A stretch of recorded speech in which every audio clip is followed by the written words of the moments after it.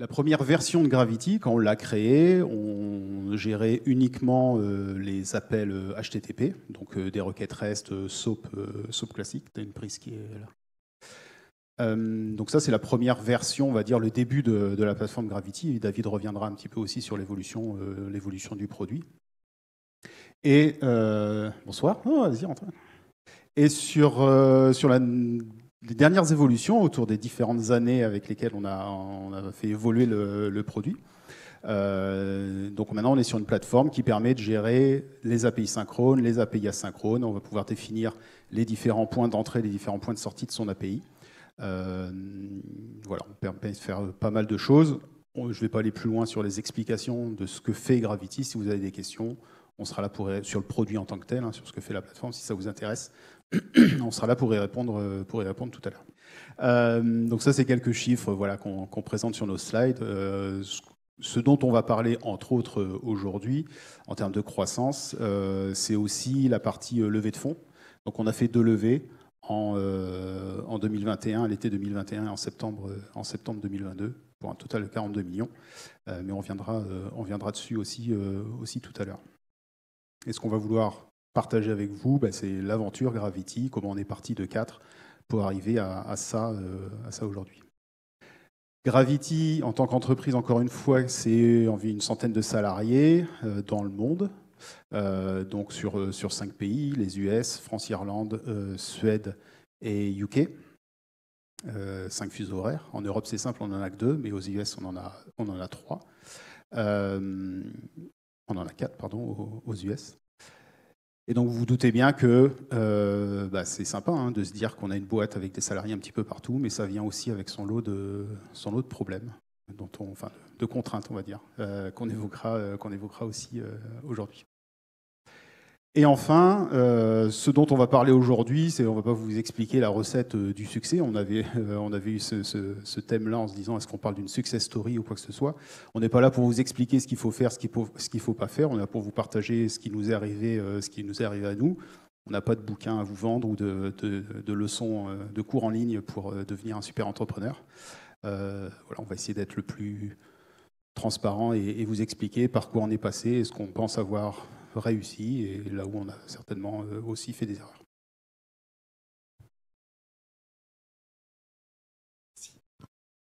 La photo, c'est un avant-goût de l'apéro d'après. Du coup, Gravity, on va commencer aussi par les origines. Je pense qu'il y a pas mal de choses à faire.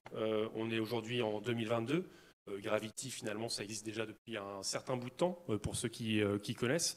En l'occurrence, la solution, la plateforme, le produit est né en mai 2015. Je me rappelle, c'est avec toi, Aziz, autour d'un hamburger et d'une bière, pour moi. En tout cas, pour toi, ou un Perrier. Mais en tout cas, pourquoi on a voulu créer Gravity? En fait, on a regardé un peu le marché, ce qui se passait sur le marché de l'API management à ce moment-là. Il y avait déjà pas mal de solutions qui existaient. Il y avait déjà des gros acteurs qui existaient. On va les nommer. Du APIG, du Red Hat, de l'IBM, de l'Axway, du MuleSoft, du WSO2, enfin bref. Pas mal de... Ouais, du Kong, du TIC. Du gros, du lourd. Il y avait aussi d'autres solutions qui existaient sur le marché de l'open source, du Kong, du Tyke en l'occurrence. Nous, on est venu avec Gravity, avec un différenciant qui est quand même assez fort. Au-delà de faire le choix de l'open source pour Gravity, c'était aussi de proposer une solution qui soit complètement open source. Et ça, pour le coup, c'est complètement différenciant par rapport à nos concurrents. On parle des singes et des puces. Eux, pour le coup, ils fournissent juste un sous-ensemble de la plateforme, en l'occurrence ce que l'on appelle l'API Gateway, donc le composant un peu central de la plateforme. Nous, on a fait le choix, pour le coup, de tout proposer sous la même licence qui était une licence Apache V2. Pourquoi Gravity ? Parce que pour nous, l'API, ou les API de manière générale, ça représente aussi un écosystème. Donc on a voyé ça un peu comme une forme de, pas de planète, mais un écosystème, là où on peut avoir pas mal de choses, pas mal de petites planètes qui peuvent discuter les unes avec les autres, avec un ensemble d'interactions, le I, le O, input, output. On se dit Gravity, on a cherché sur Internet, je pense qu'on était tombé sur Gravity avec le Y. Malheureusement, il y a Sandra et Georges qui sont passés avant nous, donc on s'est arrêté avec le Gravity 2E plutôt que le Y. Le side project, donc moi j'ai commencé en mai 2015 avec Aziz, je pense que c'était une semaine, 10 jours, 15 jours plus tard pour ce fameux repas où on a fait aussi les premières lignes de code. Nico, tu nous as rejoint en juillet 2015 parce qu'il voulait faire de la CI/CD et il voulait faire du Jenkins et il voulait scripter. C'est tout ce qui intéressait le produit. En l'occurrence, c'est vrai qu'à ce moment-là, t'en avais rien à foutre. Il voulait juste scripter des trucs. Et Titouan qui nous a rejoint post-été 2015, du coup aux alentours de septembre, qui était Monsieur Sécurité. Il avait fait un serveur OAuth pour un des retailers nordistes. Une marque verte, il s'est dit bah, tiens, vous faites des API, moi je sais faire de l'OAuth, peut-être qu'il y a un truc à faire, donc je vous rejoins dans l'aventure. Ça, c'était un peu la création de la Core Team, à l'été 2015. Et puis des expériences, des relations, je pense à Ludo qui doit être là quelque part, que je ne sais pas où est-ce qu'il est, des relations, le monde du retail nordiste nous a amené à faire des présentations à droite, à gauche, et puis à un moment s'est imposée la création d'une société pour plein de raisons dont on parlera pendant la session. Évidemment, la création de la société, ça vient aussi avec des réflexions, pour nous aussi, plus personnellement, dans le sens où on était tous... alors moi j'étais indépendant, vous étiez salarié d'une boîte locale, salarié aussi, Titouan aussi.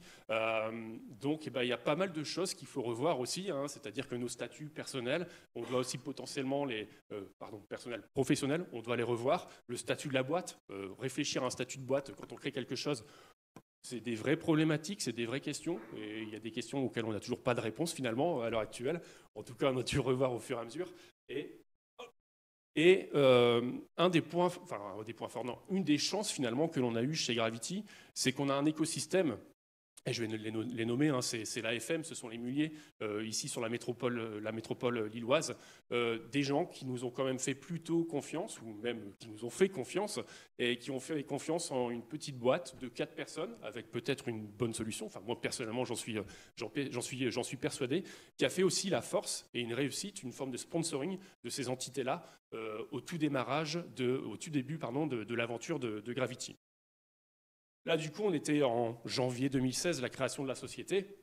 On a eu des premiers sponsors, donc on a eu des gens, encore une fois, qui nous ont fait confiance, qui nous ont aussi permis d'aller travailler dans leurs locaux, d'implémenter des fonctionnalités qui étaient des fonctionnalités qui étaient pleines de sens. C'était pas juste des features sorties de tête de 4 pépères et 4 pisseurs de code. Il y avait vraiment un sens dans leurs usages. Et ça a été aussi, du coup, indirectement, les premiers clients et les premières... en tout cas, ce qui était sûr, c'est qu'à ce moment-là, c'est là où on a dû tout poser sur la table et que les responsabilités, elles ont vraiment démarré.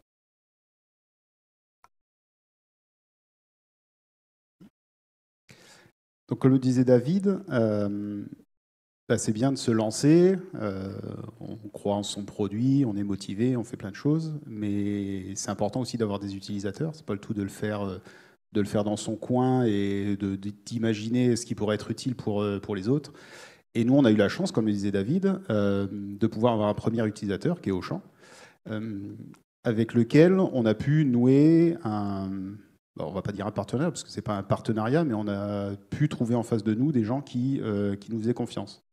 Et ça, c'est super important quand vous démarrez un projet, et c'est ce qui nous a permis aussi de garder aussi la motivation, hein, de continuer à travailler, c'est de se dire, ça répond, il y a vos propres croyances, mais c'est de trouver en face quelqu'un qui a les mêmes croyances que vous, et vous pouvez commencer à vous dire, ok, mon produit, je vais peut-être trouver des clients. J'en ai au moins potentiellement trouvé un. On va aussi pouvoir les nommer. On a Sébastien Dalle et Anselme de Wavrin qui travaillent pour Appyizer, enfin Anselme pour Appyizer. Sébastien, je ne sais plus pour qui il travaille, je m'excuse, auprès de lui. Mais c'est aussi des gens, c'est vos premiers sponsors. On parlait de sponsors tout à l'heure, on va parler aussi de champions. C'est quelque chose de super important quand vous démarrez, c'est de trouver des personnes qui vont croire en votre produit. On était 4, on n'avait pas d'expérience préalable. Donc il faut quand même comprendre que vous avez l'impression de prendre tous les risques et de faire quelque chose d'extraordinaire. Mais en face de vous, la personne qui vous fait confiance, elle prend largement autant de risques que vous à choisir votre produit comparé à d'autres acteurs du marché. Surtout quand on parle d'Auchan, c'est des sociétés je dirais, des moyens. Donc ils peuvent s'adresser, ils sont pas obligés de chercher le plus petit acteur du marché pour pouvoir répondre à leurs besoins. Ils ont des capacités de pouvoir s'adresser à des plus gros éditeurs. Et donc ça, il faut le comprendre aussi. Il faut avoir un petit peu d'empathie pour eux. Il faut savoir les écouter. Et ce champion, ou dans notre cas ces champions, c'est vraiment des personnes avec lesquelles il faut interagir, il faut les comprendre, parce que c'est eux qui vont aller défendre votre produit en interne. C'est eux dans les meetings qui vont dire bah non, il faut prendre Gravity plutôt que prendre Apigee. Oui, c'est moins cher, oui, il n'y a que 4 personnes, mais voilà, la vision qu'ils ont répondra plus à notre problématique que d'autres acteurs du marché. Et ça, c'est super important. J'ai oublié de vous poser la question, il y en a qui ont envie de monter une boîte, si vous voulez, là. Il y en a qui ont envie de monter une boîte. Tu veux monter une boîte, toi ? Non. Une seule, ça suffit. Et parmi ceux qui ont levé la main, vous avez déjà monté une boîte ou c'est quelque chose que vous avez en tête ? Les deux ? Ok. Donc voilà, ça c'est super important. On a eu cette chance de très rapidement trouver un premier client. C'est pas, voilà, c'est aussi des concours de circonstances. Hein. Encore une fois, c'est pas une recette. Mais c'est vrai qu'à partir du moment où vous en avez un, c'est super important de travailler sur ces sujets-là aussi, parce que ça vous donne du feedback sur votre produit. Ce qui est important aussi, c'est le contrat. Et ça, c'est un point, voilà, on est 4 développeurs, donc on pense produit, on pense développement, on pense, voilà, mais on ne pense pas spécialement sales, on n'est pas des commerciaux d'origine. Et pourtant, ce que vous allez vendre, bah, ce n'est pas votre produit, ce que vous allez négocier, ce n'est pas votre produit, ce que vous allez négocier, c'est votre contrat. Et ce qui est super important quand vous allez démarrer une aventure comme ça, c'est de trouver un avocat qui va comprendre ce que vous lui dites. Si vous lui parlez de SaaS, d'on-prem, et qu'il vous regarde avec des gros yeux, c'est que ce n'est pas le bon avocat, il faut en changer. Et donc ça, c'est vraiment super important, hein, d'avoir quelqu'un avec vous qui va travailler avec vous, parce que votre contrat, il va vous accompagner tout au long de votre vie. Aujourd'hui, alors on a changé, on a une nouvelle version de notre contrat, mais jusqu'à très récemment, le contrat qu'on avait créé en 2016 nous accompagnait encore en 2020, 2021 sur nos clients, pardon. Et c'est aussi super important de comprendre que ce que vous signez à un moment donné, alors ça peut aussi dépendre du type de produit que vous vendez, mais ça va perdurer dans le temps. Donc ce que vous négociez à un moment donné, ça va, vous allez continuer à subir les décisions que vous avez prises, ce sur quoi vous êtes assis durant cette négociation. Et donc il faut en avoir conscience. Il ne faut pas négliger ça à un coût, évidemment. L'avocat, il faut le payer, hein, et ce n'est pas gratuit. Mais d'un autre côté, sans ça, vous n'arriverez pas à vous poser les questions sur ce que vous vendez. Vous pensez à vos features, vous pensez à ce que vous apportez comme produit, mais il faut vraiment réfléchir à ce que vous vendez de la licence, est-ce que vous vendez du support, est-ce que vous vendez du consulting, est-ce que vous vendez les trois, et comment vous les vendez. Et ça, c'est des questions avec lesquelles vous allez pouvoir interagir avec un avocat. Il va vous aider si vous n'êtes pas du tout dans cet état d'esprit-là et que vous pensez juste à retourner sur IntelliJ pour coder des features. J'ai oublié de prendre mes notes. En 2017, on a reçu notre premier mail d'un solution architect de la Poste suisse, nous disant voilà, j'ai découvert votre produit, je suis intéressé, est-ce qu'on peut discuter, etc. Et ça, c'est vraiment, on parlait d'open source tout à l'heure, c'est aussi la force, je dirais, de l'open source, c'est-à-dire que nous, on n'a fait aucune campagne médiatique, enfin médiatique c'est un grand mot, on n'a fait aucune pub sur du Twitter, du LinkedIn, on avait un pauvre site web, je ne sais même pas si on avait encore mis le module SEO dedans, on avait notre organisation GitHub, et seulement avec ça, on a réussi à être contacté par une personne qui ne nous connaissait pas. Et jusque-là, les seules personnes avec lesquelles on interagissait, c'est le réseau qu'on avait dans le Nord. On ne sortait pas de l'école, donc c'est vrai qu'on connaissait quelques personnes, mais ça se limitait géographiquement au nord de la France à peu près. Et c'est aussi une question qu'on se posait de quelles allaient être nos limites, en sachant que nous, on ne se sentait pas d'aller prospecter à travers la France entière. Et donc ça a été un déclic pour nous de se dire que quelqu'un qui ne nous connaît pas, donc il n'y a pas ce côté un peu relationnel qu'il pourrait y avoir si c'est dans votre réseau, peut finalement découvrir notre produit, entrer en contact avec nous. C'était notre premier appel d'offres également. Et donc il a fallu batailler comme dans tous les appels d'offres. Et ça a été vraiment un déclic pour nous de se rendre compte que finalement on avait réussi à créer, donc ça c'était 2 ans après la création de Gravity, que finalement on avait réussi à construire quelque chose Il nous manquait encore énormément de choses en tant qu'entreprise. Mais on avait réussi à créer un produit qui permettait de répondre à des attentes d'autres personnes. On était des fois surpris de comment ils avaient réussi à l'installer ou à découvrir les fonctionnalités de Gravity, parce que ça manquait clairement de documentation, et ceux qui utilisent Gravity savent que ça manque encore clairement de documentation.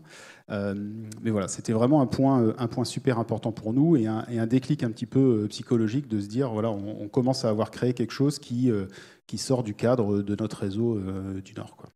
Premier RFP aussi. Oui. Donc, première fois pour nous, au-delà de l'écosystème Mullier, d'être comparé à d'autres solutions. Puis SwissPost, c'était Red Hat, Prescales et puis WSO2, Ouais. je crois. Enfin, bref, c'est bien, la belle époque. Évidemment, tout ça, ça a aussi des impacts, vous, sur enfin, en tout cas nous, sur nos vies personnelles, parce qu'il y a un investissement qui est considérable, clairement. Pourtant, on parle de tout ça, c'était en 2015. Ça reste ça reste quelque chose de considérable à l'heure actuelle, avec d'autres problématiques. Mais ce qui était important de noter, alors en l'occurrence 2015 pour les cofondateurs de Gravity, c'était 5 enfants et 4 crédits maison. Bref, on n'était pas juste les petits gars qui sortent de l'université sans contrainte, nourris, blanchis, logés par les parents. On avait des choses à gérer en dehors de Gravity. Je l'ai dit tout à l'heure, mais Gravity, quand on a démarré, on avait nos journées. C'est-à-dire qu'on faisait nos journées comme ce que vous pouvez, je pense, faire vous de votre côté, c'est-à-dire aller en clientèle, travailler pour votre client, travailler pour votre boîte, etc.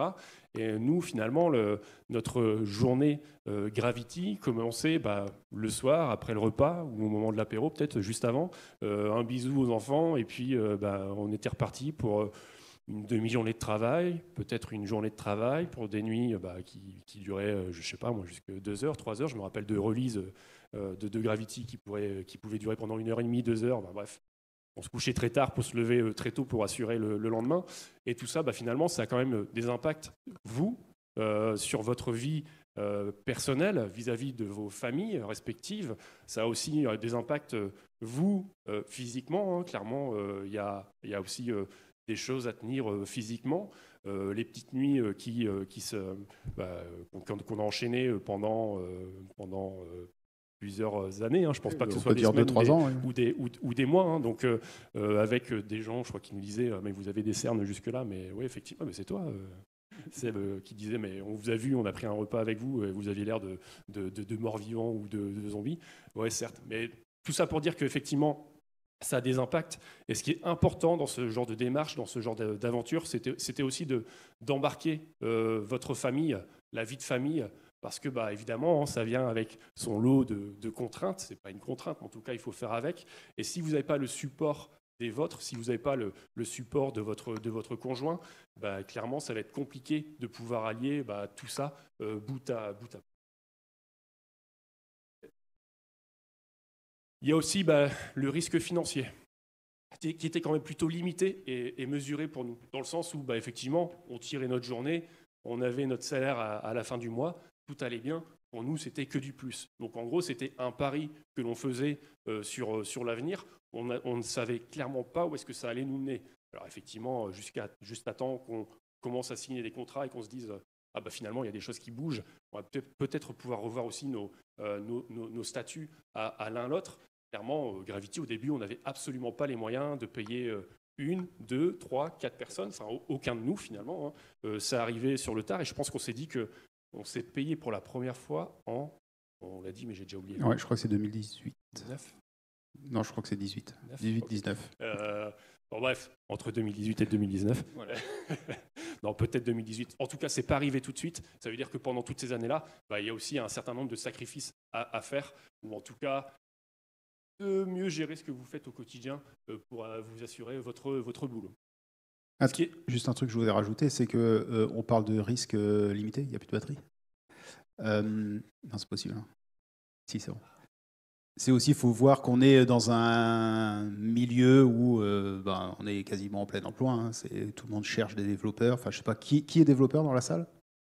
Ouais, quasiment tous. Donc, bon, honnêtement, même si vous voulez que du boulot alimentaire, vous en trouverez. Donc, si vous avez envie de vous lancer, je dirais que le risque financier il est quand même très limité. Vous n'allez pas mettre un an avant de retrouver du boulot. Donc, c'est aussi quelque chose à avoir en tête, c'est de se dire comparé à d'autres qui font des démarches, les mêmes démarches, mais pour lesquelles ça va être vraiment compliqué de retrouver un taf si ça se passe pas bien. Euh, j'ai envie de dire, c'est peut-être, ça fait partie des bons moments pour lesquels il faut se lancer et foncer, quoi. Et puis en même temps, je pense qu'on est arrivé au bon moment parce que je pense que l'ampleur des besoins autour des API, autour de l'API management, c'était vraiment à ce moment-là, on parle des années 2015, 2016, 2017, c'est toujours vrai en fait en l'occurrence actuellement, mais de pouvoir faire rentrer un nouvel acteur, je pense qu'actuellement ce sera peut-être beaucoup plus compliqué que ce qui s'est passé pour nous il y a de ça 3, 4, 5, 6 ans, quoi. Donc ouais, je pense que c'est les planètes qui se sont alignées au bon moment. Et c'est ça qui nous a montré que vraiment, il y avait quelque chose à faire à ce moment-là. C'est pas nous. En tout cas, c'est pas moi. Cette image. Non, en fait, c'était juste pour dire que, bon, clairement, vous voyez comment on est fringué. Hein, on reste 4 développeurs à la base. On n'avait pas des âmes d'entrepreneurs, pardon. On avait plein de choses à apprendre et on a toujours beaucoup de choses à apprendre. En l'occurrence, on n'a pas fait des business schools, on n'a pas fait d'école, je ne sais pas quoi, HEC ou tout ce que vous voulez. Pour autant, ça ne vous empêche pas de réussir. Enfin bref, s'il y a tout qui est aligné, allez-y, foncez. Je pense qu'il n'y a aucune contrainte à l'heure actuelle. Si vous avez la bonne idée au bon moment, avec les bons supports, avec les bons sponsors, il y a a priori toutes les raisons pour que ça marche, pour autant que le marché soit porteur dans ce que vous voulez faire. Par contre, les costards, je pense qu'on n'en a jamais porté, mais ils nous ont servi pour le reste. C'est ça. Ils auraient pu nous servir en tout cas pour le reste. Donc là maintenant, on va parler de l'accélération. Donc comme le disait David, on a travaillé beaucoup sur notre temps perso. C'est devenu après notre boulot principal, avec des nouveaux clients, avec des nouveaux besoins, des nouvelles features à développer, gérer la boîte, l'administratif, faire le support. Enfin bref, vous vous doutez bien qu'on faisait énormément de choses. Et à un moment donné, si vous voulez, vous devenez un petit peu frustré parce que vous êtes limité par votre capacité à faire. Vous avez envie de faire plein de choses, vous avez plein d'idées, mais vous avez que 2, 4, 6, 8 bras. 8 bras, 4 cerveaux, et il y a des choses qui sont un petit peu... finalement, vous êtes limité. En 2019, que je reprenne mes notes parce que j'ai du mal avec les dates. Ah si, il y a la date. 2018. Non, 2018, ouais, c'est ça. 2018, on reçoit sur notre GitHub, on reçoit une issue d'un certain R. Blundell SL, voilà, qui nous déclare une 404 note font. C'est dommage pour une gateway qui est censée servir des API. Et bref, on lui répond, on gère le truc. Et c'est un point sur lequel aussi je voulais revenir sur la partie open source, c'est que c'est super important quand vous faites comme nous de l'open source, ou à la limite même sur des outils de tickets, c'est de pas s'arrêter à ça. C'est-à-dire, c'est pas juste de dire ok, j'ai eu un bug, je l'ai corrigé, il me dit merci, tout le monde est content et on passe à la suite. C'est d'essayer de rentrer en contact avec votre communauté, d'essayer de faire un petit peu le forceur, hein, mais c'est d'aller les prendre en privé, leur dire ah ok, vous utilisez ça, en regardant les descriptions, de se rendre compte que ce n'est pas juste quelqu'un qui le tape sur son laptop pour faire un test, c'est peut-être potentiellement quelqu'un qui l'utilise en production, qui a un vrai problème, et de commencer à démarrer la discussion, essayer de comprendre un petit peu quel est le nom de la boîte, quel est l'usage, est-ce que c'est juste un architecte qui fait un test, est-ce qu'il y a un vrai projet derrière, et c'est aussi un moyen pour des devs de faire de la vente, mais par le biais de la technique. C'est-à-dire que vous restez à parler technique, mais c'est un moyen de comprendre un petit peu, et au pire, même si vous derrière, ça ne débouche pas sur un contrat, mais au minimum, de comprendre comment c'est utilisé, et ça vous permet, dans une autre discussion avec un autre client, de dire Gravity, il est utilisé par telle boîte, même s'ils utilisent la version open source, et qu'ils ont la fameuse phrase « nous, on adore l'open source », parce que quand ça veut dire « nous, on adore quand c'est gratuit ». Avec des dollars dans les yeux. Voilà, avec des dollars dans les yeux. Mais voilà, c'est super important. Donc nous, on a cette personne-là qui nous contacte. Et finalement, on s'aperçoit que derrière, c'est SL, c'est pour SnapLogic, c'est un éditeur iPaaS, donc solution, une plateforme d'intégration. Ils ont fait leur IPO l'année dernière, je crois, ou cette année, il me semble. Bref, qui cherchaient en fait à une solution d'API management open source pour venir avec leur propre solution iPaaS quand ils allaient démarcher des clients pour être en compétition avec du MuleSoft, par exemple. Et il leur manquait cette brique-là. Donc, ils cherchaient une solution sur le marché qui leur coûte pas cher, qui puisse intégrer facilement et qui allait leur faciliter la vie et assez rapidement. Et donc, ce fameux Herr Blundell, qui s'appelle Rory Blundell, finalement, on commence à discuter, le courant passe bien. On sent qu'en face de nous, on a quelqu'un qui... Rory était Solution Engineer, c'est-à-dire c'est l'avant-vente technique. Donc, il comprenait ce qu'on lui racontait d'un point de vue technique, mais il avait aussi ce côté commercial. Et donc, très rapidement, les échanges... Enfin, très rapidement, oui, les échanges avancent. Et finalement, on décide de signer un partenariat avec SnapLogic. Donc c'est ce qui nous a permis de faire pour ma part, mon premier voyage aux US, mais d'aller à San Francisco, signer un contrat de partenariat avec SnapLogic. Et ça, encore une fois, c'est le hasard, hein, mais c'est important de chercher aussi ces contacts-là avec les personnes qui rentreraient en contact avec vous pour essayer de nouer des relations. Il y en a plein avec lesquels vous allez discuter, ça ne donnera rien. Et parfois, vous pouvez tomber sur une personne qui croit aussi en votre produit, avec lesquels vous allez pouvoir faire des affaires. Je parle de faire des affaires parce qu'évidemment, arrive un moment où développer du produit, ça ne suffit pas à vous faire vivre. Et donc, il va falloir chercher à faire de l'argent et donc à trouver des moyens d'avoir des revenus, quoi. Donc on a eu cet échange-là, ce partenariat avec Snap, et par la suite, on a continué de discuter avec Rory sur les différents deals, etc. Et en fait, en face de nous, on a eu quelqu'un qui était aussi motivé que nous sur notre produit, qui était même peut-être parfois plus motivé que nous, et qui râlait un peu après nous en disant « vous manquez d'ambition, vous devriez faire plein de choses pour que ça se passe, pour que vous puissiez accélérer ». Donc comme je vous disais, nous on était à une époque où on avait énormément de choses à faire, on n'était que 4, donc on était vraiment submergé de travail. Mais on ne savait pas trop par quel bout le prendre. On voit partout des cours ou des programmes pour lever des fonds, etc. C'est pas magique, c'est pas simple. Voilà, selon comment vous, enfin, en tout cas pour nous, c'était pas simple. C'est facile de se dire il faut lever des fonds, c'est pas facile d'aller lever des fonds, d'accord, de savoir comment présenter, qu'est-ce qu'il faut pitcher. Si vous parlez de votre produit qui est super bien développé, etc. Les gens ils en ont rien à faire. Ce qu'il faut parler, c'est qu'est-ce que vous allez réussir à vendre. Et donc en face de nous, on avait un Rory qui croyait autant que nous dans le produit. Et donc c'est assez naturellement que Rory est devenu un membre de l'équipe. Donc c'est l'anglais. Alors est-ce que vous savez reconnaître un anglais sur une photo? Attends, tac, c'est lui l'anglais. Donc Rory nous a rejoint. Il nous a rejoint donc en 2020, mars 2020. Voilà. Ouais, ça faisait longtemps qu'on discutait ensemble. Et donc en fait, lui, il est venu avec l'ambition de donner le coup d'accélérateur, d'apporter ce qui nous manquait, c'est-à-dire vraiment ce côté. Rory avait déjà monté une boîte auparavant. Il avait je ne sais plus s'il avait levé des fonds, s'il avait, mais pas des grosses sommes, mais enfin en tout cas, il avait déjà ça en tête. Et il a apporté à la boîte ce qui nous manquait à tous les 4. Et donc, aujourd'hui, il est cofondateur comme nous de la boîte, dans le sens où ce qu'est Gravity aujourd'hui, c'est pas que nous 4, c'est nous 5. Ensuite, comme je le disais, Rory est venu avec l'ambition de lever des fonds. C'était l'objectif, c'est de dire, lever des fonds, c'est quoi? C'est juste mettre de l'essence dans le moteur. Vous avez beau avoir tout plein d'idées. Pour les développer, il vous faut des personnes. Et ces personnes-là, il faut les payer. Et donc, il vous faut de l'argent. C'est extrêmement simple. Et donc, une levée de fonds, c'est quoi? C'est vivre au-dessus de ses moyens.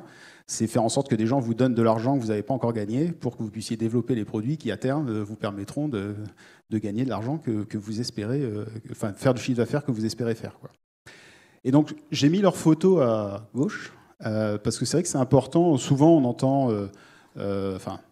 Après, je ne sais pas dans quel milieu vous évoluez, mais souvent les fonds d'investissement, etc., c'est un peu, soit c'est très, très tech, youpi, c'est la Silicon Valley, ou soit c'est très négatif en disant voilà, c'est des gens qui sont là pour vous saigner et qui en ont rien à foutre de vous en tant qu'entreprise. Et ce qu'il faut voir, c'est que c'est des personnes qui sont dans votre. Alors, ils ont des parts dans votre boîte, évidemment, mais ils sont là pour la réussite de votre projet, pour votre boîte, elles prennent de la valeur. Eux, ils investissent non pas leurs sous, mais ils ont des fonds, on leur prête de l'argent et eux, ils doivent investir dans d'autres boîtes. Ils ont un objectif de faire un multiple et pas de la valeur à hauteur d'un livret A, de faire des vrais multiples sur l'argent qu'ils investissent et de le faire rapidement. Mais finalement, ils ont un peu le même objectif que nous. On n'est pas philanthrope, on n'est pas là juste pour passer des nuits blanches à développer du code, on est aussi là pour, au final, faire de l'argent. Et quand vous arrivez, comme nous, à avoir un produit qui se vend avec du potentiel, vous commencez à viser grand. Et eux, ils sont là aussi pour voir grand avec vous et voir rapidement. Donc, c'est pas, faut pas le voir de façon négative en disant je vais vendre mon âme au diable en travaillant avec des investisseurs. Voilà, ça devient des partenaires, ils ont leur avis, il y a des décisions stratégiques sur votre boîte, c'est pas vous seul qui allez la prendre, ils ont leur mot à dire et largement leur mot à dire, mais en même temps c'est un peu normal parce que vous vivez grâce à leur argent. Et donc on a fait notre deuxième levée de fonds, donc on a fait 2 levées de fonds, comme je disais, une à l'été dernier et une en septembre.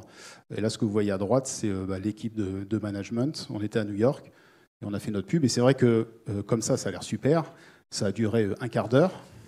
Avant, on était en réunion à parler des problèmes de 2022-2023. Un quart d'heure après, on était encore en réunion à parler des problèmes de 2022-2023. Donc c'est vrai que c'est pas, ça peut paraître, voilà, sur LinkedIn, tout ça a l'air d'être un super moment. On a l'impression qu'on a passé la journée entière à célébrer ça, alors qu'en fait, ça a duré 15 minutes. Mais ça reste quand même une étape importante. On a vu la photo d'avant à San Francisco, on a vu là l'étape à New York. C'est vrai que on a la tête dans le guidon depuis 2016. C'est vrai qu'il y a des étapes comme ça qui sont importantes et qui sont aussi une fierté. On ne sait pas jusqu'où ça ira, mais c'est vrai que c'est pas, on va dire, c'est pas donné à tout le monde d'arriver jusque-là. Et donc voilà, de façon très égoïste, on était aussi assez fiers d'avoir réussi cette étape. Et donc, comme je disais, une levée de fonds, qu'est-ce que ça fait? Ça fait que vous avez une plus petite part d'un plus gros gâteau. Donc ça, c'est quelque chose à accepter. Quand on était 4, on avait, ça c'est pas trahir quelque chose de confidentiel, mais on avait un quart chacun, donc on avait un quart de la boîte. Et donc c'est vrai qu'à partir du moment où vous faites entrer des fonds, eux, ils prennent évidemment des parts dans la boîte, mais comme je disais, le gâteau, il devient plus gros. Donc ça, c'est quelque chose à accepter. Il faut accepter que toutes les décisions passent plus que par vous, que même certaines décisions ne passent plus du tout par vous. Mais encore une fois, c'est pas des gens qui sont là, c'est pas des gens qui vous veulent du mal. C'est des gens qui veulent que votre boîte réussisse et réussisse rapidement. Il y a la pression qui va avec. Ils sont pas là pour juste vous donner des sous et pour vous dire on se revoit l'année prochaine et puis vous me montrerez les chiffres en espérant que tout se passe bien. Il y a un certain contrôle, il y a une certaine pression qui. C'est pas nous qui discutons tous les jours avec eux, hein, c'est notre CEO, c'est Rory. Mais encore une fois, c'est avec le même objectif. Et donc, du coup, c'est important dans les discussions avec les VC, c'est de trouver des personnes qui ont les mêmes objectifs que vous.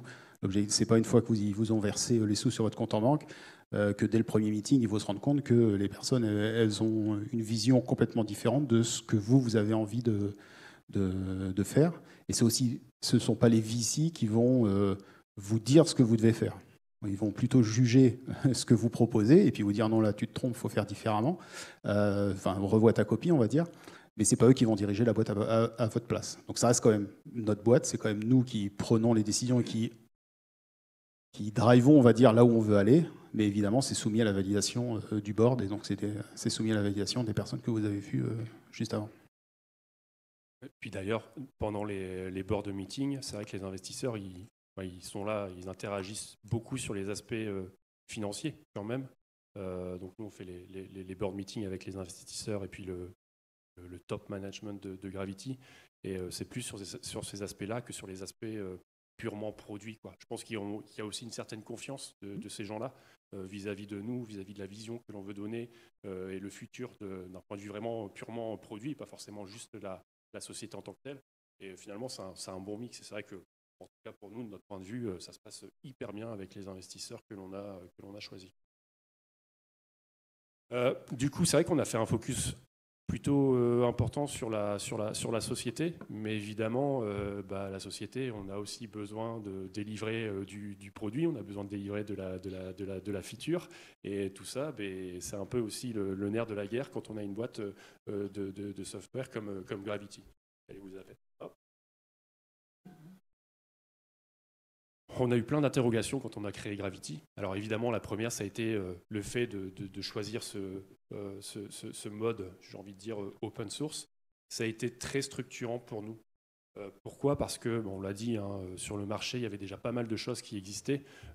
Et donc, pour se faire une petite place parmi tous ces gros, nous, ce que l'on a trouvé de plus sain, qui nous ressemblait aussi le plus, parce que finalement, il y a quand même une véritable croyance derrière la démarche open source, c'était de tout délivrer justement sous la licence Apache V2. Alors tout ça, c'est bien, on a rencontré beaucoup de monde, que ce soit sur le GitHub, avec Rory, avec les différents clients, prospects, aussi sur les forums communautaires. On utilisait Gitter à l'époque. Donc c'est vrai qu'il y avait du monde, je ne sais plus combien, 700 personnes qui venaient discuter à droite, à gauche, à longueur de journée. C'était hyper enrichissant. Je pense qu'on a signé aussi des contrats finalement grâce à ces interactions qu'on pouvait avoir. Malheureusement, entre guillemets, mais l'open source ne nous fait pas non plus vivre ou ne peut pas forcément nous faire vivre. Ce que l'on est capable de faire autour de l'open source, c'est de vendre du service qui va être du consulting. Alors, principalement du support, clairement. On supportait la version qui était dite open source de Gravity, donc les gens contractualisaient avec nous pour du support sur la solution pour 1, 2, 3, X années. De temps en temps, ça nous arrivait de faire un peu de consulting ou d'expertise sur la démarche d'APIisation, sur les aspects aussi plutôt orientés sécurité, évidemment sur les phases d'installation de la plateforme, mais ça n'allait pas au-delà de ça. Et des formations. Et des formations. De temps en temps, des plugins aussi, peut-être. Parce qu'on ne l'a pas dit, mais c'est vrai que Gravity, c'est une plateforme qui se veut modulaire à la base et donc qui est quand même plutôt facilement extensible. Et donc, il y a des moments où on avait des besoins exotiques à implémenter. Enfin, tout ça pour dire que tout ce panier-là, ça ne nous fait pas vivre en tant que société. Et on a besoin aussi d'enrichir le catalogue que l'on proposait au travers de ce qu'on appelle plus communément une version entreprise de Gravity, donc qui est une version étendue avec des modules additionnels, des plugins qui sont additionnels.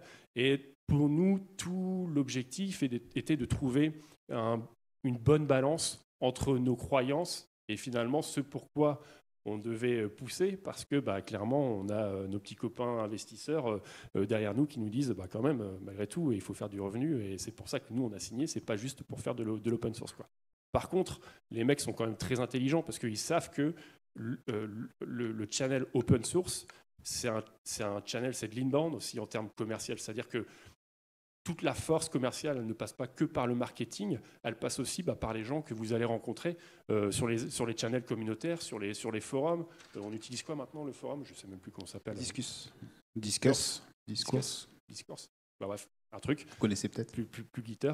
Et c'était du coup de travailler justement sur une bonne effet de balance entre ce que nous, on voulait desservir en version open source, ce que l'on voulait desservir aussi en licence entreprise.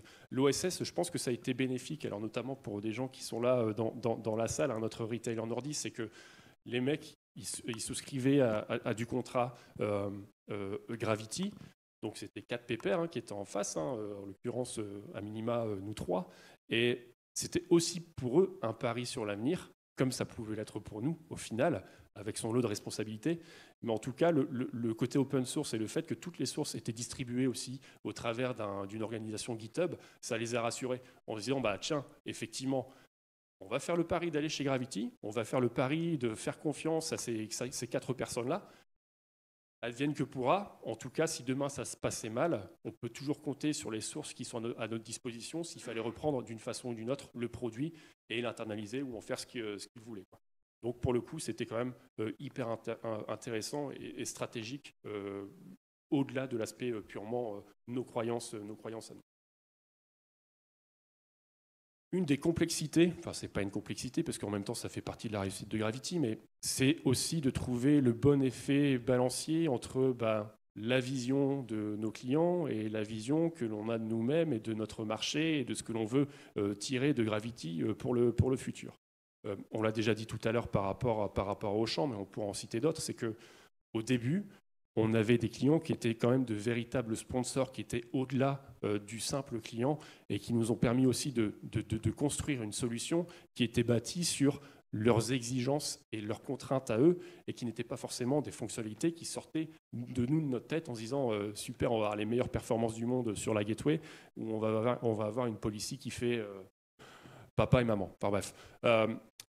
La complexité, du coup, pour nous, ça, c'était royal, parce que, pour le coup, on a eu des super contraintes avec des plateformes qui étaient utilisées de façon plutôt intense, et pas juste par quelques personnes dans une petite start-up ou autre. Donc, ça nous a permis de nous poser sur des vraies problématiques concrètes de ces clients-là. Par contre, la difficulté pour nous, c'était aussi de s'extirper un peu de tout ça, parce que reposer sur la vision ou sur les besoins des clients, alors, j'ai rien à dire contre tout ça parce que c'était top pour nous démarrer.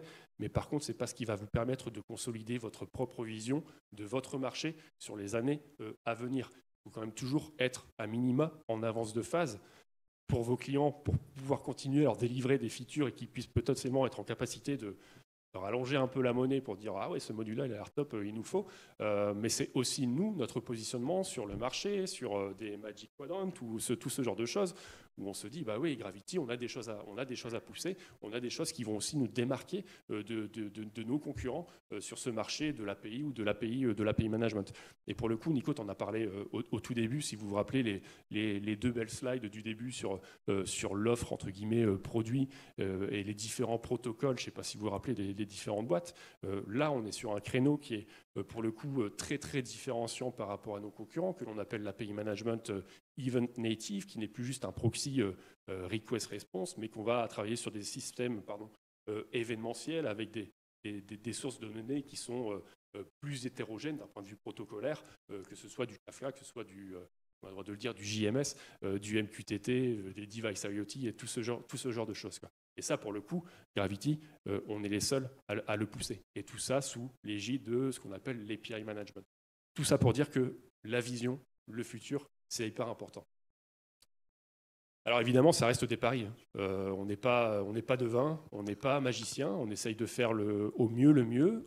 On travaille beaucoup aussi avec des clients, pour le coup, où en avance de phase, on va essayer de leur expliquer ce que nous, on a en tête, comment ça pourrait répondre à leurs problématiques, hein, parce que rencontrer des gens qui font, je veux dire, du Kafka, il y en a maintenant, je ne vais pas dire à tous les coins de la rue, mais pas loin. En tout cas, vous pouvez retomber facilement sur des gens qui font déjà du Kafka en interne et qui pourraient avoir des besoins particuliers autour de cet aspect event native de Gravity. Donc on va travailler avec eux, on va travailler aussi avec les gens du Gartner, hein. On va leur exposer nos idées, leur démontrer là où on va aller, tous les bénéfices que ça pourrait avoir de faire de ce qu'on appelle de l'event native dans Gravity. Enfin bref, on va sonder toute une tribu de personnes de différents horizons, et c'est ça aussi qui va nous permettre, nous, de consolider notre propre vision et de se dire putain les mecs, c'est bon, on fait all-in, on y va, c'est là-dessus qu'il faut aller, parce que clairement, par rapport à nos concurrents, il y a vraiment un truc à jouer. Un des points fondamentaux aussi, c'est évidemment l'alignement des équipes, parce qu'effectivement, vous avez beau avoir la plus belle vision du monde, on n'est plus une boîte de 4 personnes où on peut se dire on se fait un meet à 22h jusqu'à 4h du matin et puis on va développer chacun un petit bout de l'application ou de la feature. Ça ne marche plus comme ça. Surtout que maintenant, il y a Nico en parlera tout à l'heure, mais il y a des équipes qui ne sont pas que des équipes tech, hein. Maintenant, il y a du commercial, il y a du marketeur, il y a des gens qui font du support, il y a des financiers. Et c'est aussi de trouver la meilleure façon de partager cette vision et le puits de connaissances technologiques, parce que Gravity, pour le coup, c'est un produit qui est quand même hyper technique à la base, et donc il y a aussi des difficultés de compréhension d'un point de vue technique et technologique qui ne sont pas simples forcément pour tout le monde. Alors peut-être que pour nous, techniciens, ça peut nous paraître lambda. Pour d'autres, quand on va leur expliquer à des clients comment faire brancher une gateway sur du Kafka, enfin bref, c'est pas toujours ça. En tout cas, l'alignement des équipes, il est hyper important. Et aussi d'avoir les gens qui soient embarqués là-dedans. C'est-à-dire que c'est pas venir en disant tiens, c'est comme ça que ça va se passer. C'est de se dire aussi il faut qu'on embarque les gens, les salariés. Je pense à Geoffrey là, qui travaille aussi avec nous sur la partie R&D, innovation. Enfin, bref, c'est aussi un travail de grande ampleur. C'est beaucoup les équipes produits, c'est aussi les équipes techniques, c'est aussi les équipes d'architecture, en l'occurrence pour Geoffrey. Et c'est aussi ce que les commerciaux vont aller choper sur le terrain quand ils vont rencontrer les clients, quand ils vont rencontrer les prospects. Et bref, on fait un bon gros mix de tout ça et on a une belle vision. Alors évidemment, le produit c'est bien, mais sans équipe, il n'y aura pas grand-chose. Tout à l'heure c'était Pirelli, là c'est lui-même, donc moi-même. Au début, c'est vrai qu'on était 4. Alors, être à 4 quand on crée un produit, c'est différent d'être à 4 quand on crée une compagnie. Ça n'a rien à voir même. Autant, ça peut très bien se passer, je pense, à travailler à 4 sur produit, parce qu'on avait chacun nos petites affinités. On parlait tout à l'heure de Jenkins, mais il a fait d'autres choses quand même après.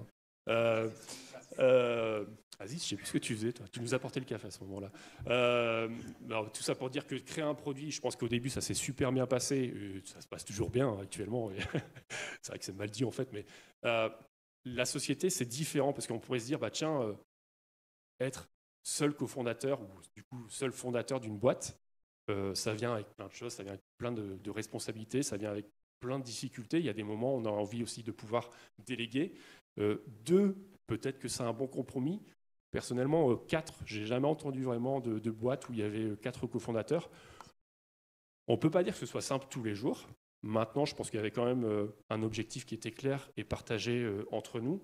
Il y avait des hauts sur la vague. Alors j'allais dire il y a des bas sur la vague, mais on a parlé de creux de la vague. Enfin bref, non, c'était une super aventure dans le sens où finalement on était toujours là l'un l'autre pour se reprendre, pour reprendre les déplacements, parce qu'à un moment il y a quand même eu pas mal de déplacements juste avant la période du Covid. Et je pense qu'on a été très complémentaires, tant sur les aspects produits que sur les aspects entreprise. Créer une entreprise avec toutes les contraintes que ça amène, malgré tout, c'est quand même pas si simple. Il y a quand même pas mal de choses à penser. Alors, c'est pas juste l'entreprise en elle-même. On a parlé aussi des aspects contractuels. Quand on s'est retrouvé avec l'avocat de la Poste suisse à faire du contrat en allemand, on n'était pas tout à fait serein, mais bon, on a signé des trucs quand même. On était fiers de nous. Mais en tout cas, on était quand même là pour se supporter. Et ça a été quand même une vraie réussite pour Gravity d'être à minima 4 personnes. Et je pense que de toute façon, si on n'avait pas été 4, il n'y en a aucun de nous qui se serait lancé, soit tout seul, même à 2, je ne suis pas tout à fait sûr, vu le contexte et vu la charge de travail que l'on pouvait avoir à ce moment-là.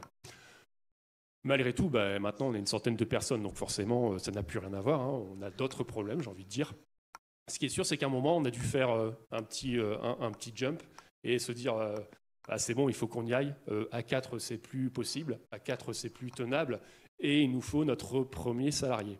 Alors, je me rappelle, avec Aziz, on était à Devox Marrakech, Casablanca, bref, au Maroc, à Devox Maroc, Marrakech.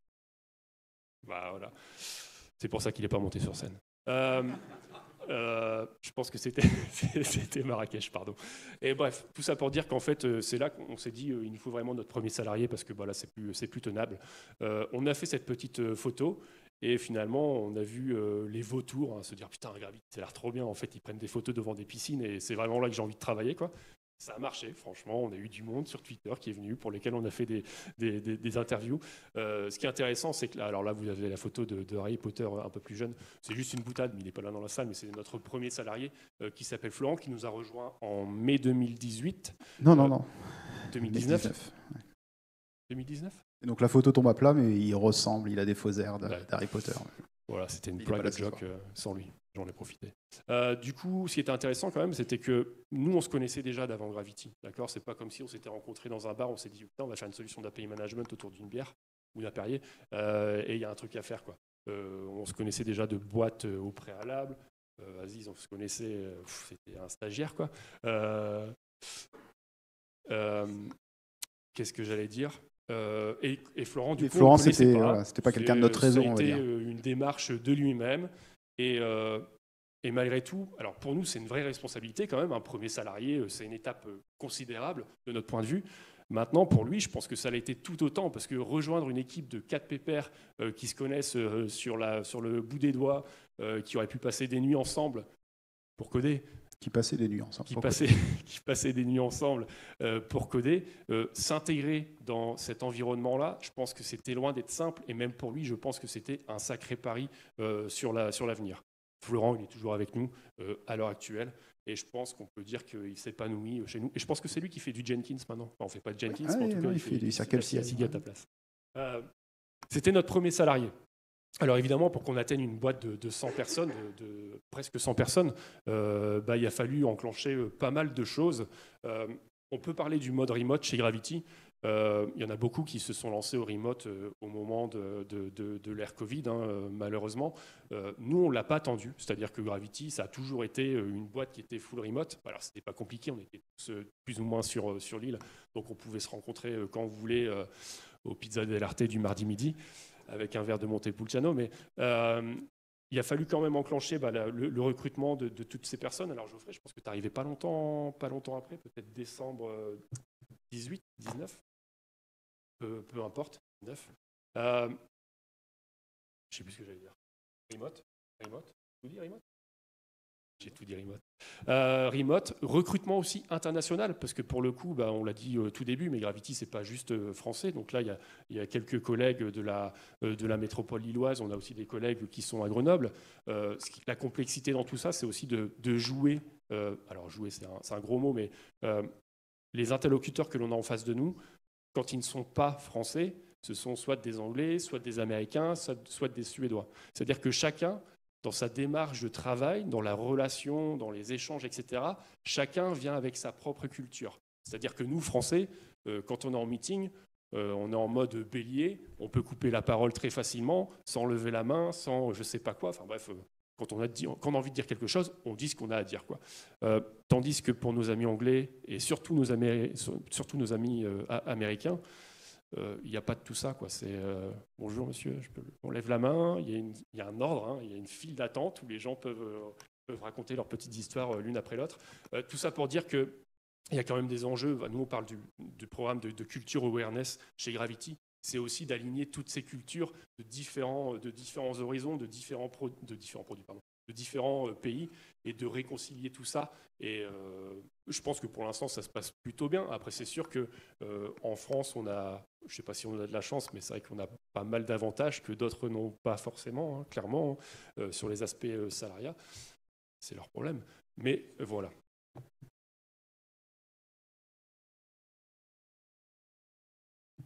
Il y a un des aspects importants aussi, c'est que recruter, c'est bien. Recruter, c'est pas toujours simple. Recruter, c'est même dur à certains moments. Mais la situation inverse, elle est tout aussi compliquée pour chacun des partis. Des recrutements, ça peut nous arriver de faire des erreurs. Pourtant, on essaye de passer du temps avec chacun des recrutés. Il y a quand même pas mal d'étapes chez Gravity. Alors ça va assez vite, mais on voit quand même du monde pour que ce soit, alors nous sur les aspects techniques, il y a Aziz sur les aspects dev, de l'expertise technique. On rencontre aussi Rory, notre CEO, pour voir si le caractère personnel il match aussi avec les attendus de la boîte, parce que clairement on peut avoir des super techniciens mais qui ne sont pas capables d'être dans la communication, et ça pour le coup quand on est en remote et qu'on n'a pas très bon communicant, ouais, ça marche pas bien. En tout cas, tout ça pour dire que, effectivement, il y a des moments, il y a des loupés. Être fondateur, être cofondateur, c'est aussi prendre le costume du méchant. Et évidemment, ça arrive. Et il faut qu'on l'assume. Il faut qu'on assume nos responsabilités. Alors, l'erreur, elle peut venir de nous. Elle peut venir aussi du salarié. Quelqu'un qui nous rejoint et qui nous dit finalement, c'est pas ça que je voulais faire. C'est pas à ça que je m'attendais. Ça arrivait. C'est arrivé. Des gens qui regrettent la non-organisation, le manque d'organisation, qui s'attendaient à plus de structure dans ce type de boîte. Donc c'est vrai que c'est important, si vous faites des entretiens, selon dans quel état est votre onboarding, etc., de bien les mettre au courant, un petit peu au parfum, dans quoi ils s'embarquent.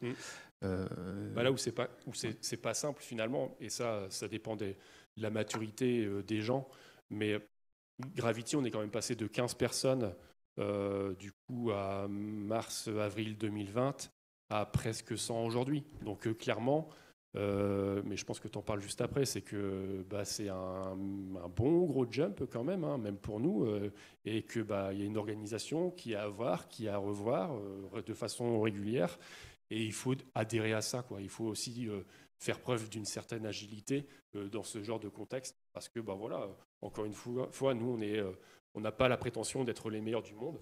On apprend, on a appris, on apprend toujours et on apprendra demain.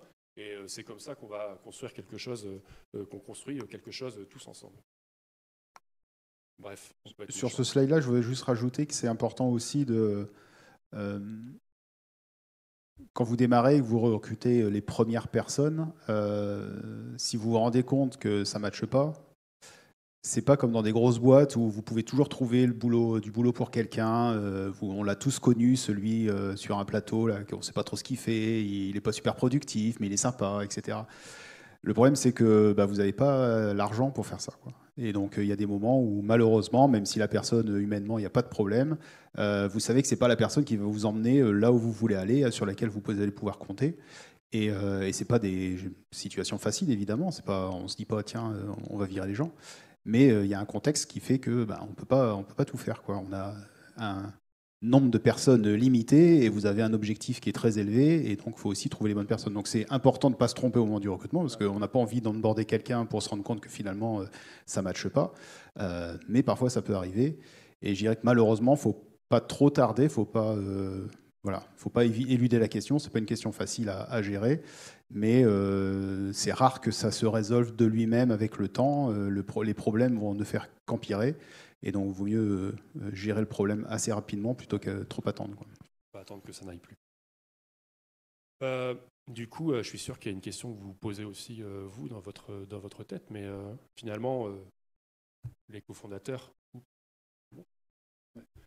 qu'est-ce que vous êtes devenus dans tout ça? Parce que clairement, on était développeurs il y a 6 ans, 7 ans. Toi, tu fais plus de Jenkins. Titon fait toujours de la sécurité, quand même. Et Aziz, il ne sait plus ce qu'il fait non plus.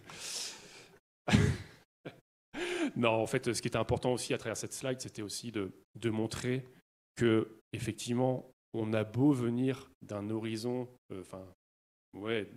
qui était nous en 2015, 4 développeurs, 4 tisseurs de code, 4 créateurs d'un produit open source, machin truc. Et finalement, 7 ans plus tard, il n'y en a plus beaucoup qui développent. Attendez, j'ai compte, mais il n'y en a plus du tout qui développent. Il y a encore un peu moins quand même, mais les autres plus forcément. En tout cas, ce qui est sûr, c'est que ça a beaucoup changé. Alors que ce soit en termes de responsabilité, que ce soit aussi en termes d'expérience acquise au travers des différentes années. Je pense qu'on a changé de poste aussi au fur et à mesure des années. Tu n'es pas devenu CCO du jour au lendemain. Nicolas pourra vous expliquer ce qu'est le Chief Customer Officer. En tout cas, tout ça pour dire que parmi nous 4, effectivement, du coup, c'est pas une grande surprise, mais c'est Nico qui est devenu le Chief Customer Officer.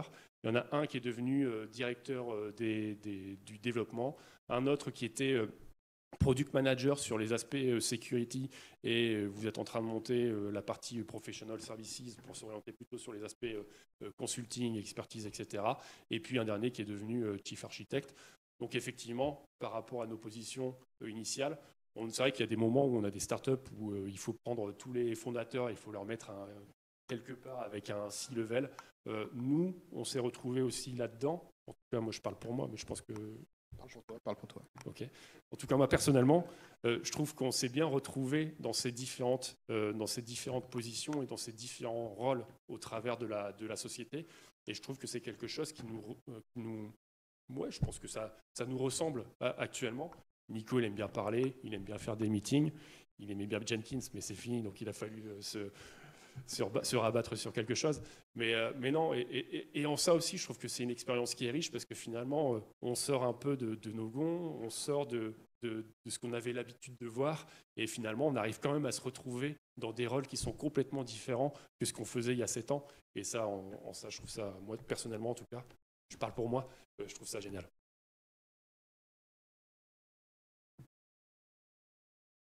Donc, ce que je voulais illustrer là, c'est que c'est vrai que quand on démarre à 4, on a aussi cette. Et ça revient aussi quand je parlais des VC. Il faut qu'on aille vite. C'est qu'on a, voilà, on est 4 à tout contrôler finalement. La décision, elle se prend sur Slack très rapidement. Voilà, tout va vite. C'est agréable parce que du coup, voilà, ça traîne pas en longueur. Et finalement, vous sentez, vous êtes c'est vous qui contrôlez tout. Vous commencez à avoir quelques salariés. On est des développeurs, on a besoin de bras pour continuer à développer des features. Donc nos premiers salariés, ça a été des développeurs. C'était facile pour nous de recruter des développeurs, étant donné qu'on avait cette capacité à savoir évaluer si la personne allait matcher ou pas. Et donc finalement, la charge de travail, elle augmente, parce qu'en plus de votre propre travail, vous devez manager les autres. Mais vous conservez ce pouvoir-là de pouvoir tout décider. Donc ça, c'est top. Mais d'un autre côté, vous êtes responsable de tout. Vous devenez complètement indispensable à l'entreprise. Plus rien ne peut se passer sans que vous puissiez dire oui ou non, parce que vous ne déléguez aucune des tâches. Et vous devenez un petit peu comme ça, c'est-à-dire que vous êtes constamment à devoir soit prendre des décisions, soit développer des choses, soit gérer le travail des autres. Et il faut aussi se rendre compte que vous devenez la limite de votre boîte. C'est-à-dire que si vous ne recrutez pas des personnes meilleures que vous dans certains domaines, eh ben, votre boîte ne sera jamais meilleure que ce que vous êtes. Donc en dev, on n'était pas trop mauvais, on n'est pas forcément les meilleurs du monde, mais on se débrouillait. Par contre, et je parle pour moi, par contre, voilà, en marketing, moi, j'ai aucune idée j'ai une très mauvaise opinion de LinkedIn et des campagnes de pub sur LinkedIn, mais maintenant, est-ce que ça marche, est-ce que ça ne marche pas? J'en ai vraiment aucune idée. Pareil pour les sites web. Si ceux qui ont connu Gravity et le site web de Gravity par rapport à ce qu'il est aujourd'hui, vous verrez qu'on n'a pas non plus de très grandes compétences sur la partie graphique. Et finalement, c'est important aussi de se rendre compte à la fois les tâches que vous ne voulez pas faire ou plus faire, et aussi les tâches sur lesquelles peut-être vous aimez bien, enfin vous appréciez, pardon, mais sur lesquelles vous êtes, voilà, vous manquez d'expérience, vous savez que vous allez encore une fois pas aider votre boîte. Et c'est vraiment un cap de se dire, je travaille plus pour moi, c'est plus mon produit, mais je fais partie d'un business. Et l'objectif, c'est que le business, il aille le plus loin possible. Et qu'est-ce que moi, je peux prendre comme décision pour que mon business, il aille le plus loin possible. Donc ça a été très naturellement, par exemple, quand Rory nous a rejoint, de décider que ça allait devenir notre CEO. Donc en gros, on lui a donné les clés de la baraque. Donc on reste cofondateur, on est au board, etc. Mais ça reste quand même lui tout en haut de l'organigramme. Et c'est important d'avoir cette réflexion-là sur tous les aspects de la boîte. On reste quand même à des niveaux où on prend des décisions, mais il y a plein de pans de l'organigramme sur lesquels on n'interagit quasiment pas. Donc ça, aujourd'hui, c'est l'organigramme de Gravity. Donc, tout en haut, c'est Rory. Et donc, on a, le gros mot va être lâché, mais on a des managers chez Gravity. Et donc, toutes ces branches, donc on a une branche développement, une branche produit, une branche marketing, une branche sales, une branche support, etc., consulting. Et un organigramme, ça paraît simple, mais c'est hyper compliqué à définir. Parce qu'en dessinant l'organigramme, vous définissez les responsabilités et les prises de décision. Et là, vous commencez à vous poser la question, est-ce que j'ai envie de décider de tout? Ou est-ce que je peux dire, OK, cette partie-là, je vais la déléguer à quelqu'un qui va report au CEO. Et donc, moi, dans cette chaîne de décision, finalement, j'y suis pas. Donc, si entre eux, ils se mettent d'accord et que je suis pas tout à fait d'accord avec la décision, il va falloir que je l'accepte. Donc, c'est aussi un point important quand on grandit, c'est de déléguer finalement, d'accepter de lâcher les rênes sur certains pans. Alors, évidemment, on reste au bord, donc les décisions stratégiques de Gravity, ça reste, on y prend part, mais on n'a pas un droit de veto sur les décisions, et il faut aussi, du coup, les accepter. Et même si on n'était pas tout à fait d'accord au départ, à partir du moment où la boîte a décidé que c'était la décision qu'il fallait prendre, il faut la faire sienne et puis à ses équipes dire si c'est la bonne solution. Même si au fond de nous, durant les débats, c'était peut-être pas tout à fait comme ça qu'on aurait voulu gérer le truc. Donc ça, c'est aussi ce qui va avec la croissance. C'est, comme je disais, on perd du contrôle, on délègue. Mais finalement, vous allez y être forcé. C'est-à-dire que voilà, c'est juste pas possible d'avoir, à part peut-être Elon Musk qui peut décider de tout, qui revoit les lignes de code des développeurs de Twitter. Mais bon, à part lui, et sauf si vous voulez vraiment devenir Elon Musk, voilà, il faut accepter de déléguer. Et encore une fois, il faut voir quel est l'objectif de la boîte, quel est votre objectif personnel. Est-ce que votre objectif personnel, c'est de tout contrôler ou pas? Et bon, honnêtement, ça se passe très bien. Vous avez toujours votre mot à dire sur la façon d'organiser la boîte. Et cet organigramme, vous allez revenir dessus plusieurs fois parce que ça va aussi aller avec la croissance de la boîte. Et il y a un point que je voulais juste partager sur quand vous faites de l'hypercroissance, vous allez recruter beaucoup de personnes rapidement. Et je parlais du terme manager tout à l'heure, c'est vraiment important de définir ces postes-là. Parce que vous allez recruter des développeurs, mais à un moment donné, il va falloir des gens pour les gérer. Et les gérer, c'est pas les contrôler, hein, c'est vraiment. Enfin, vous savez bien qu'arriver à une certaine taille, ça devient ingérable de voir un petit peu ce qui se passe. Et c'est super important aussi de décider, est-ce que vous allez commencer par recruter un manager avant de recruter son équipe, ou est-ce que vous allez commencer par recruter l'équipe avant de recruter le manager? Si vous recrutez d'abord l'équipe, c'est-à-dire que ça va devenir vous le manager, donc vous allez vous rajouter encore une fois une charge de travail supplémentaire, que la plupart du temps, vous allez avoir du mal à apprendre, ou alors vous allez apprendre au détriment d'autres tâches. L'avantage de recruter un manager, c'est que cette personne, potentiellement, elle a déjà fait ça avant, donc elle va vous éviter de mal faire le boulot. Elle va être dédiée à ça, contrairement à vous qui avez 150 000 autres choses à traiter. Elle peut aussi venir avec ses propres équipes, des personnes avec lesquelles elle a travaillé. Donc, peut-être vous le savez pas, mais le marché du travail est assez compliqué quand on est recruteur. C'est pour ça que je disais tout à l'heure, lancez-vous si vous avez envie, parce qu'il y a du job. Et par contre, quand vous recrutez, c'est compliqué.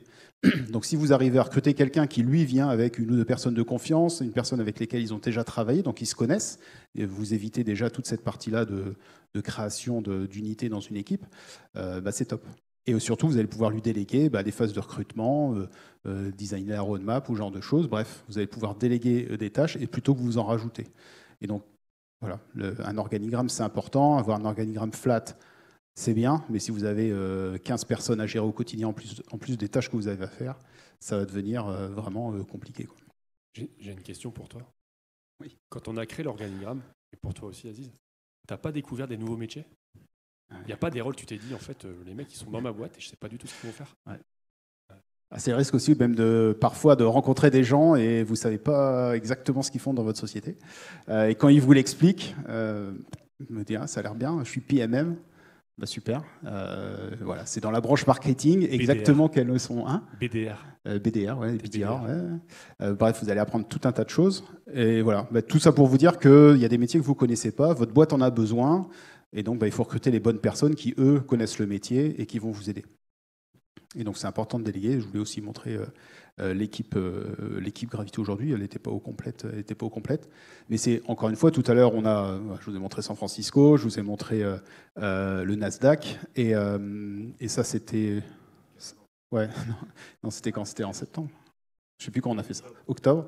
C'est aussi une fierté. Hein, quand on crée une boîte, on voit des chiffres, etc. On voit des levées de fonds. Mais c'est vrai que on a fait un premier event à Lille où on était 35, je crois. Là, on en a fait un, on était 70, il me semble. Et c'est vrai que ça reste aussi une fierté, en plus des chiffres qu'on a montrés tout à l'heure, mais de se dire que toutes ces personnes-là, elles sont là. Elles ne sont pas là pour nous, hein. Faut pas avoir un égo surdimensionné. Pour moi. Elles sont peut-être pour toi. Mais en tout cas, elles croient au projet. Quand vous faites une start-up, il faut aussi que les gens y croient en votre projet. Alors, peut-être pas tous, mais en tout cas, une bonne partie sont là pour être dans l'aventure avec nous. Peut-être pas pour toujours, certainement même pas pour toujours. Mais voilà, on est une équipe et ça, c'est aussi une grande fierté pour nous, je dirais, en plus du produit, d'avoir réussi à aller jusque-là. Dernière slide. Avant l'apéro, je sais qu'il y en a qui sont venus que pour l'apéro. On se pose aussi la question de vous, en fait, vos attentes en tant que cofondateur de la boîte. Parce que clairement, on vous l'a dit, Gravity s'est démarré en 2015. Donc ça fait 7 ans. C'est long. Personnellement, je ne suis jamais resté dans une boîte plus de 2 ans. Bon, quand c'est la sienne, on fait un petit effort quand même. Donc 7 ans, ça reste long quand même. Mais non, mais en fait, ce que j'avais fait, j'ai posé la question là aux différents associés, Nico, Titouan et puis toi, Aziz, en vous demandant finalement, qu'est-ce qui fait que vous êtes toujours là chez Gravity et qu'est-ce que vous attendez de Gravity? C'est quoi vos attentes par rapport à la boîte, par rapport, je sais pas moi, aux produits, etc., etc. On m'a balancé plein de trucs. J'ai pas pu tout mettre sur un slide. Ça aurait été un joyeux bordel. Je pense que généralement, ce qui est partagé, c'est que c'est 7 ans, mais ça reste encore quasiment un début d'aventure pour nous. Parce qu'en fait, entre ce qui s'est passé entre 2015, on va dire 2020, et ce qui est Gravity tel qu'il existe encore à l'heure actuelle, on se dit effectivement c'est juste une première étape, c'est juste une deuxième étape, et on a encore plein de choses à voir chez Gravity sur plein d'aspects. On a encore énormément de choses à construire.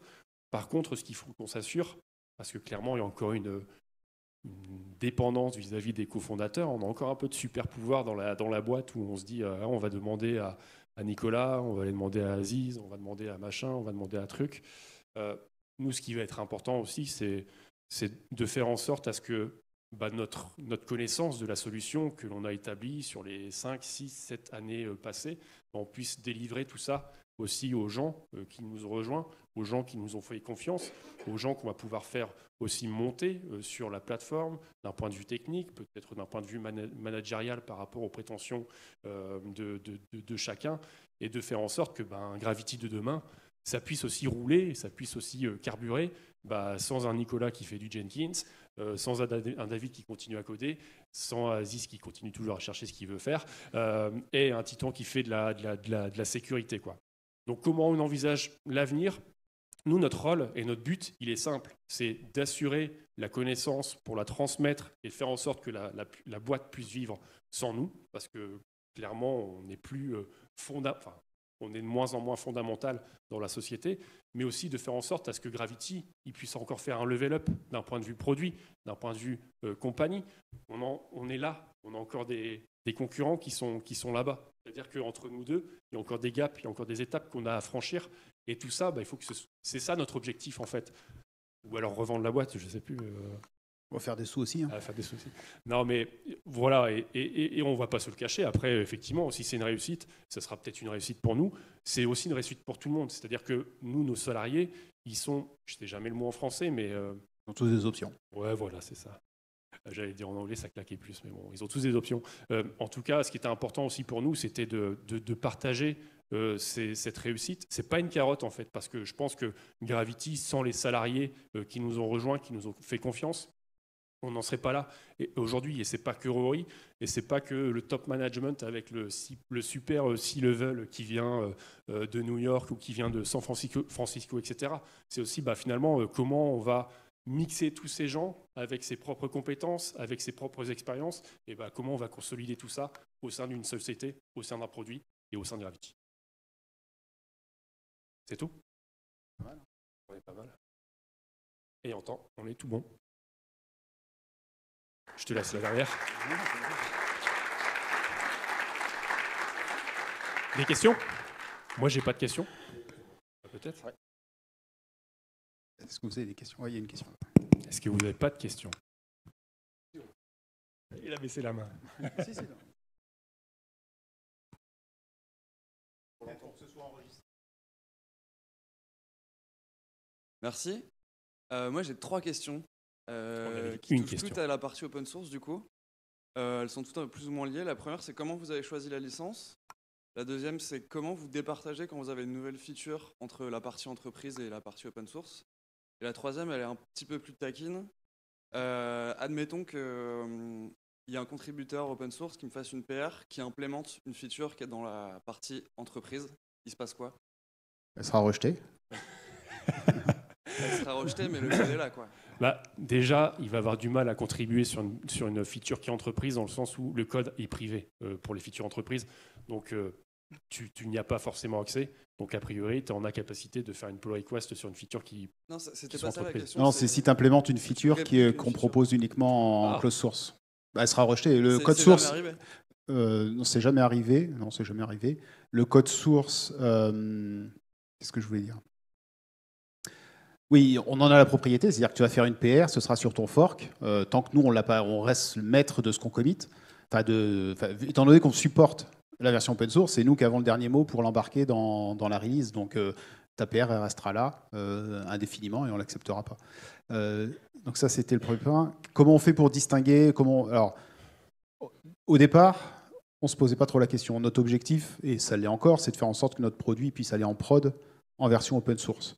D'un point de vue commercial, alors je vais peut-être me tromper un peu dans l'expression, mais en gros, c'est de se dire, parce qu'il y a cette question des commerciaux, c'est-à-dire arrêter de faire de l'open source. Nous, on veut vendre, on veut que les clients ils viennent nous voir en disant, j'ai envie de faire ça. Le commercial, il va dire, ok, faut signer pour pouvoir avoir la feature. Mais aussi, il faut voir que l'open source, c'est de se dire que les commerciaux, ils vont pêcher dans un lac où il y aura plus de poissons. C'est-à-dire plutôt que d'avoir peu de clients qui vont avoir besoin de toi, de ta version entreprise, et il va falloir que tu les chopes tous si tu veux faire de l'argent, c'est de se dire, avec l'open source, j'accepte qu'il y ait plein de gens qui utilisent ma plateforme gratuitement, et ils vont jamais te payer. Après, à toi de voir si tu peux quand même utiliser un logo ou un truc comme ça, mais de se dire, il y en a certains que tu vas convertir.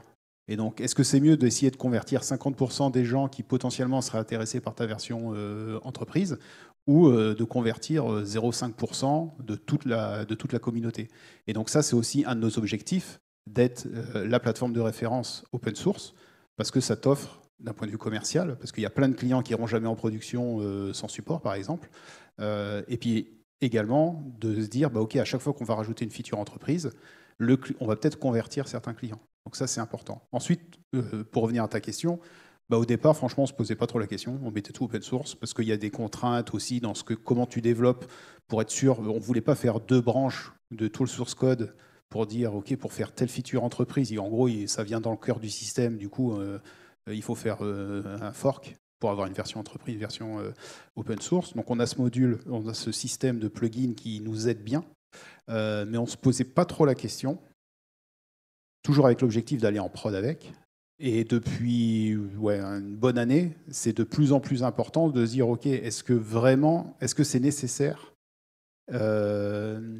quelle est la valeur que tu ajoutes dans ton produit par rapport à une entreprise? Parce qu'au final, ce que tu délivres, c'est pour que d'autres utilisent et d'autres vont utiliser la valeur que tu leur donnes, si tu veux. Donc, c'est aussi de juger qu'est-ce que tu apportes comme feature, comme valeur à une entreprise, et est-ce que tu penses qu'elle va être prête à payer pour l'avoir, quoi. Donc, gardez en tête, en tout cas pour nous, on ne veut pas juste que ce soit open source sur ton laptop et quand tu vas en prod, c'est mort, genre un mode cluster, une connexion à un LDAP, des trucs comme ça. Ça, tout le monde en a besoin. Si tu le mets en close source, en gros, ça veut dire que ton produit, personne ne peut le mettre en prod en version open source, si tu veux. Donc ça, nous, c'est des choix qu'on fait de se dire non, ça, c'est open source. Mais il y a certains connecteurs, oui, il faut payer. Après, c'est aussi... tu as des impératifs économiques. Tu as aussi la frustration au fur et à mesure. Comme je disais, les gens qui disent on aime l'open source, sous-entendu on aime quand c'est gratuit, t'en rencontres plein. Des gens qui te serrent la main en disant il est super votre produit, vraiment top, on aimerait bien 2 jours de consulting. Et des grosses boîtes qui ont du pognon, hein. Et puis ça s'arrête là, tu restes quand même frustré. Le premier, tu es super fier. Tu dis putain, mon produit il est utilisé par telle boîte que tes parents connaissent, etc. Donc tu es content d'en parler. Le deuxième, ça commence à te frustrer un petit peu. Et après, celui qui te serre la main en disant votre produit est super, et qui demande 2 jours, tu lui dis non, moi je ne vais pas faire 2 jours chez vous, signez-moi un contrat avant, quoi. Donc ça, c'est aussi une étape qui est. On a évolué aussi dans cette réflexion-là, quoi. Merci. On a fait les 3 ? Le choix de la licence, mais... On a fait Apache V2. Comment on a choisi Apache V2 ? Ouais. Fallait qu'on puisse faire une version entreprise, fallait qu'on puisse faire du business avec. Faut pas que ce soit viral. En vrai, on s'est pas trop posé la question. Hein. Le choix de la licence Apache V2, il a été... je suis même pas sûr qu'on en ait vraiment discuté, quoi. Ouais. Je ne sais plus comment ça s'est passé, pour tout te dire. On était sur GitHub, on a choisi la licence Apache. Sur eux ? Vous êtes allé regarder chez Red Hat et vous avez fait la même. Red Hat, ils n'ont pas leur propre licence, non ? C'est de l'Apache V2 ? En gros, les contraintes, c'est pouvoir faire du business pouvoir faire une version qui n'est pas open source avec ta version open source, être sûr que quand tu le déploies chez un client, c'est pas du viral, c'est-à-dire que le client il va pas être obligé de tout mettre en open source parce qu'il a déployé Gravity, parce qu'en gros personne ne va utiliser ta plateforme et pouvoir autoriser les contributions, etc. quoi. Après, moi je suis pas un spécialiste des licences et honnêtement je sais pas comment, je me rappelle plus comment on a fait ce choix-là. Moi non plus, mais je pense que le choix il était vraiment hyper intuitif et on n'en a pas trop discuté, donc ça s'est posé directement sur le choix de la licence Apache V2. Maintenant, c'est pas juste dans la démarche et le choix de faire de l'open source, parce que c'est quand même quelque chose qui nous suit aussi au quotidien. C'est dans le sens où, du coup, nous on est en Java, on fait du Maven pour tirer des dépendances. Et on doit aussi être du coup vigilant aux dépendances que l'on tire pour s'assurer qu'elles ne font pas partie de notre bundle, de nos distributions, quoi. Donc c'est pas juste, pour le coup, ça a l'air d'être un choix un peu au hasard. Je pense qu'il était quand même à minima réfléchi à cette époque-là. Mais en tout cas, c'est quelque chose qui nous suit maintenant presque quotidien, parce qu'on a des sondes, on utilise des outils qui nous permettent de s'assurer que, d'un point de vue légal, propriété intellectuelle, etc., on reste dans les clous par rapport à notre choix de licence initiale, quoi. Et même nos clients sont regardants par rapport à ça. C'est-à-dire qu'on a des clients qui devront bien s'assurer que Gravity c'est open source et qu'ils vont faire des analyses par eux-mêmes, de vérifier les licences de chacune de nos dépendances pour s'assurer qu'effectivement on est dans les clous, quoi. Merci.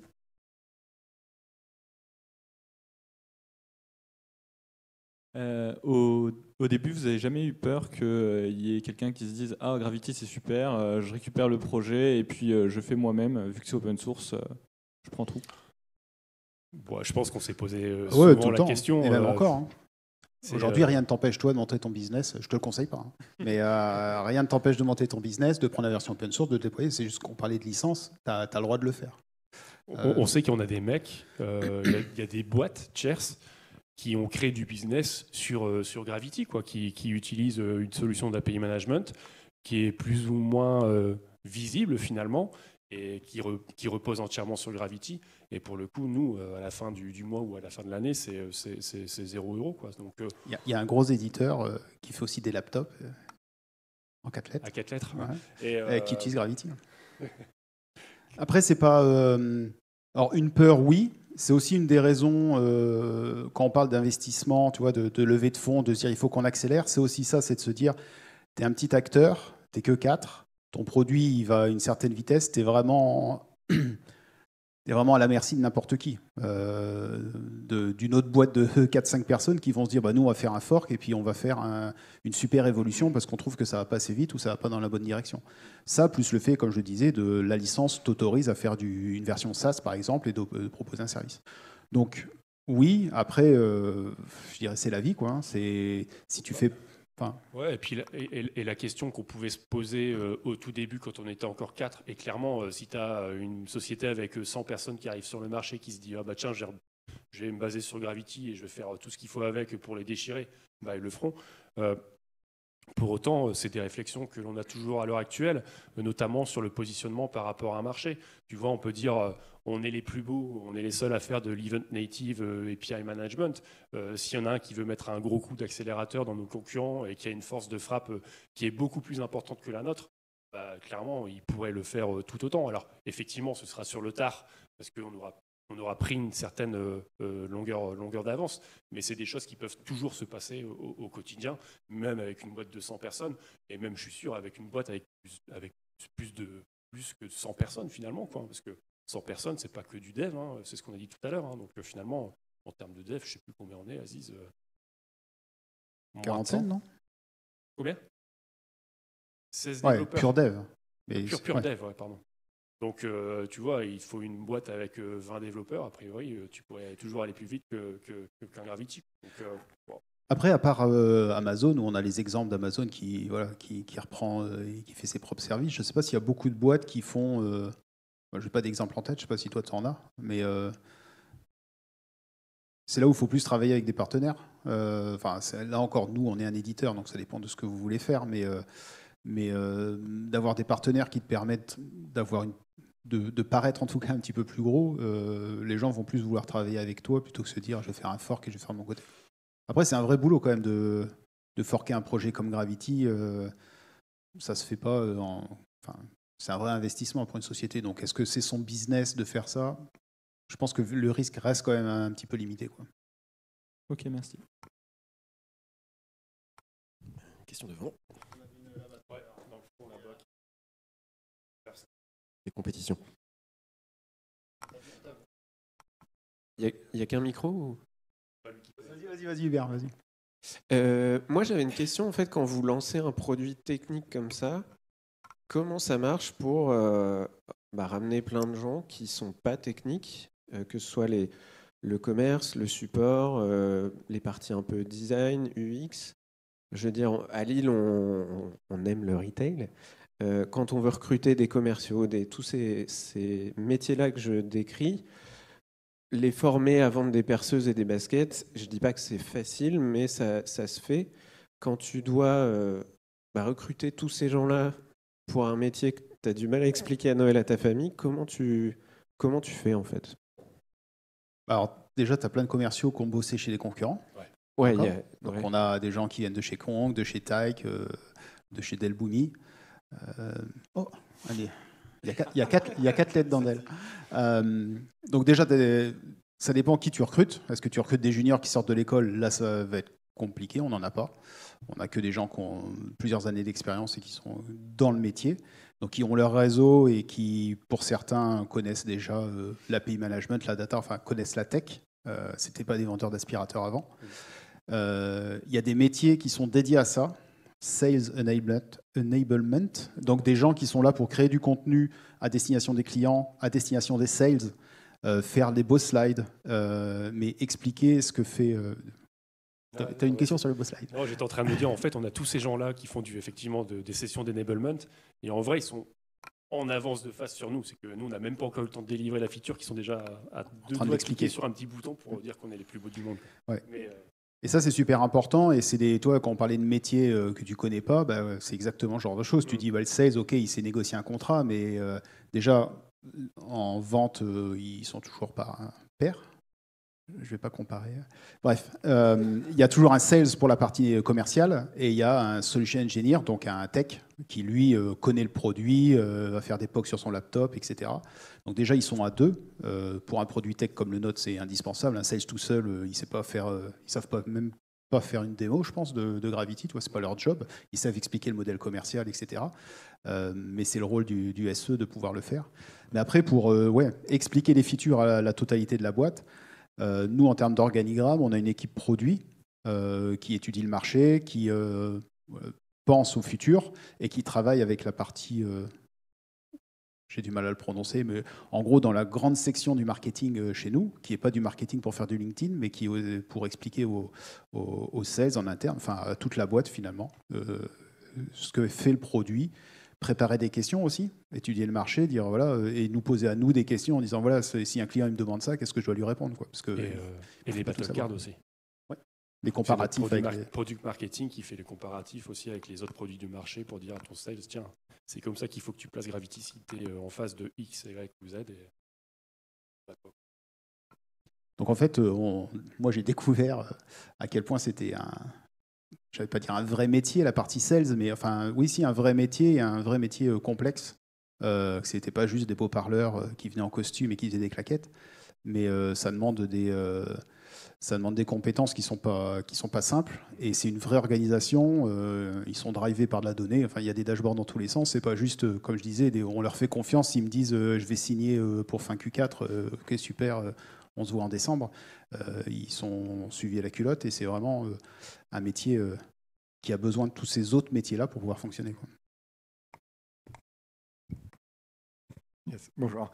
J'ai une petite question. Donc, j'ai plus les dates en tête, mais en gros, 2019, premier salarié, 2020, une quinzaine, si j'ai bien en mémoire ce que vous avez dit, ouais. Et puis maintenant une centaine. Donc, on voit une belle courbe exponentielle. Est-ce qu'à partir du premier salarié et surtout de la quinzaine, c'est une augmentation du revenu où vous vous êtes dit, là, il y a un truc à faire et on fait quelque chose, ou est-ce que le revenu a suivi l'augmentation par les salariés? Et si c'est l'augmentation du revenu qui a fait que quel a été le déclencheur en fait de cette augmentation de revenu? Est-ce que à un moment les planètes se sont bien alignées et voilà. Alors c'est pas géré comme ça.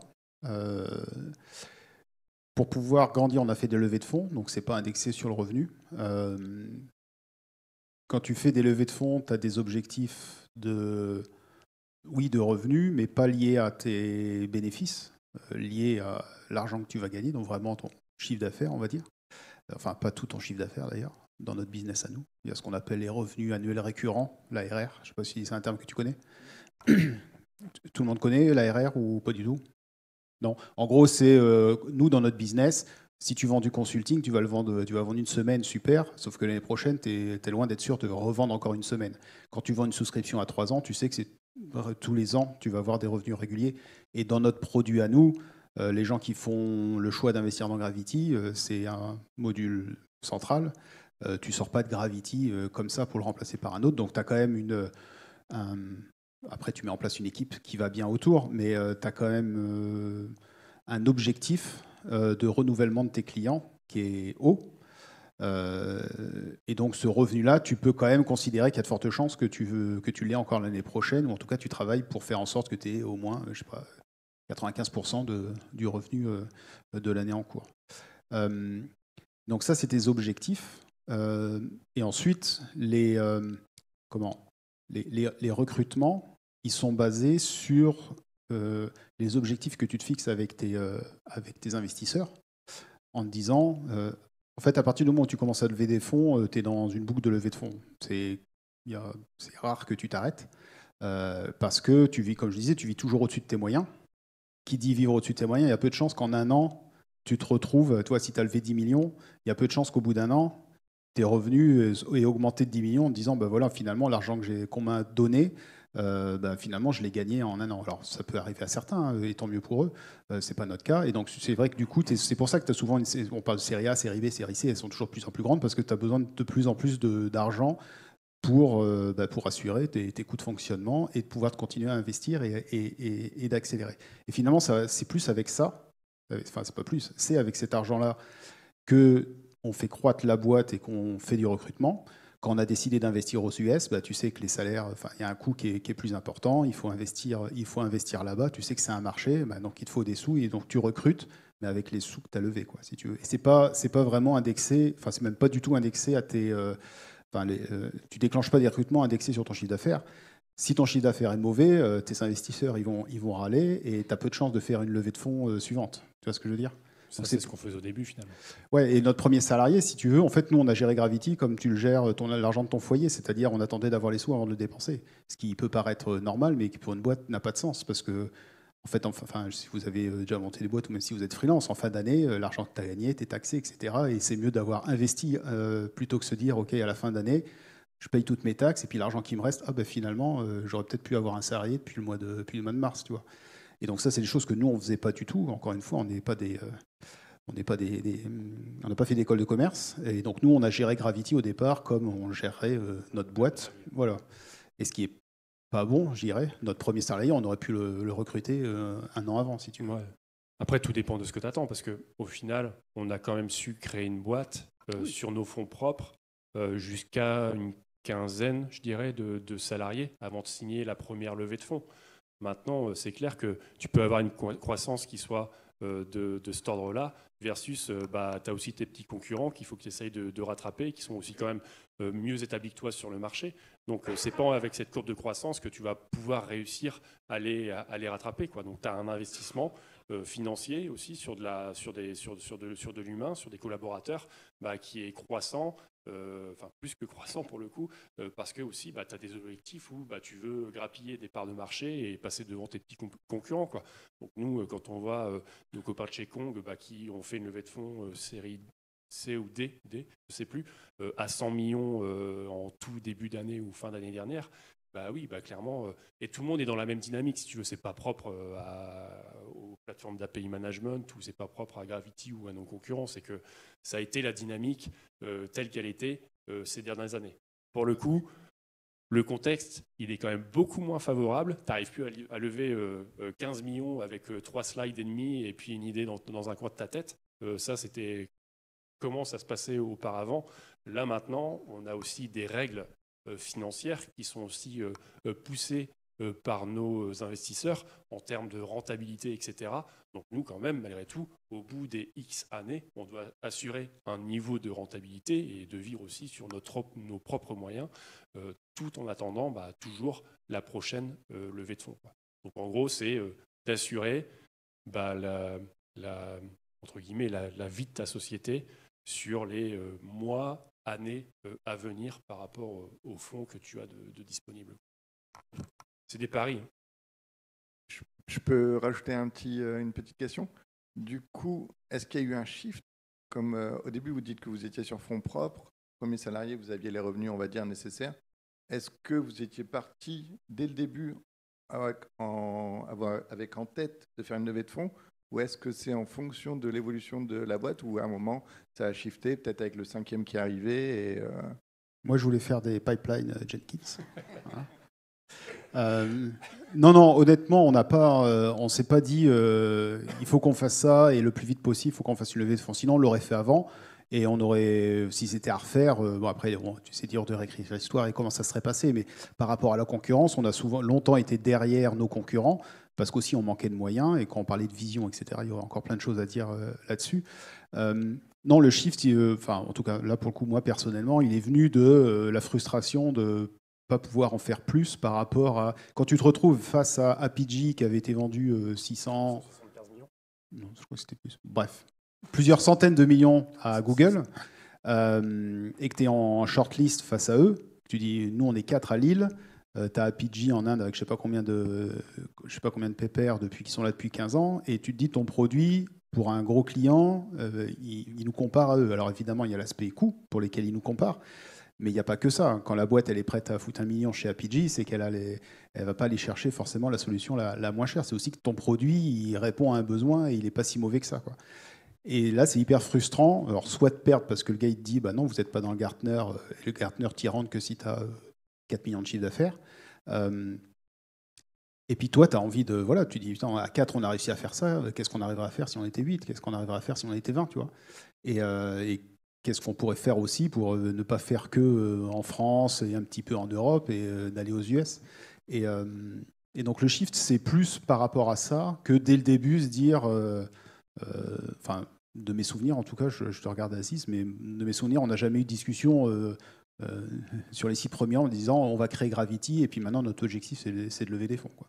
C'est plutôt de se dire, d'être frustré, de dire on gagne de l'argent, on n'en gagne pas assez, on n'est pas assez cher. Donc ça, je parlais du contrat, mais comme nous, quand tu fais des souscriptions, tu mets quoi comme chiffre en face, quoi. Ça, c'est super compliqué aussi à définir, parce que tu ne veux pas mettre trop cher, parce que faut que tu restes humble par rapport à ta taille, mais en même temps... quand tu te rends compte que personne négocie tes prix, c'est qu'il y a de fortes chances que tu ne sois pas assez cher, tu vois. Donc, et après, une fois que c'est négocié, c'est négocié. Donc bref, tu as tout cet aspect-là qui fait qu'au bout d'un moment, tu peux avoir une croissance organique. Enfin, il y en a plein qui le font, hein. Puis il y a plein d'articles là-dessus. C'est vrai que tout le monde parle de levée de fonds pour avoir des sous, mais tu peux aussi avoir une croissance organique, juste vivre sur des petits investissements et puis sur l'argent que tu fais. Nous, notre business model, la façon dont il avait été pensé ne le permettait pas. On ne gagnait pas suffisamment d'argent pour pouvoir avoir des salariés rapidement. Mais ça, c'est par rapport à ce que nous, on vendait. Et oui, cette frustration de se dire, face à nous, on a des gens qui ont des millions, qui ont des dizaines et des dizaines de développeurs, et à tout moment, tu peux te faire bouffer, quoi. C'est que ton avantage du départ, d'être le petit poussé un petit peu, arrive à un moment où cet argument, il ne tient pas tout le temps, quoi. Et c'est difficile de le tenir sur la longueur.